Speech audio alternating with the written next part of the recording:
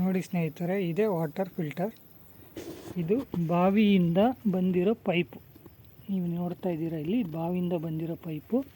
ಮಧ್ಯದಲ್ಲಿ ಇಲ್ಲಿ ಫಿಲ್ಟರನ್ನು ಅಳವಡಿಕೆ ಮಾಡಲಾಗಿದೆ. ಇದು ನೀರು ಟ್ಯಾಂಕಿಗೆ ಹೋಗುತ್ತದೆ. ಇಲ್ಲಿ 2 ಟ್ಯಾಂಕ್ ಇರೋದ್ರಿಂದ 2 ವಾಲನ್ನು ಹಾಕಿದ್ದೇವೆ. ಒಂದು ಅಡುಗೆ ಮನೆಗೆ ಸಪ್ರೇಟು ಮತ್ತು ಬಾತ್ರೂಮ್ಗೆ ಸಪ್ರೇಟು.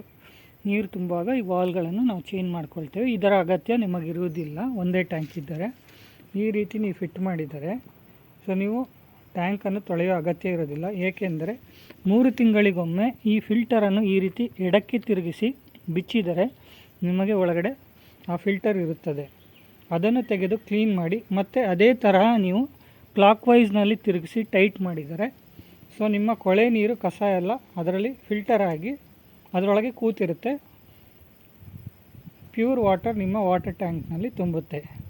ಸೊ ಇದರಿಂದ ನಿಮ್ಮ ವಾಟರ್ ಟ್ಯಾಂಕ್ ತೊಳೆಯುವ ಅಗತ್ಯವಿರುವುದಿಲ್ಲ.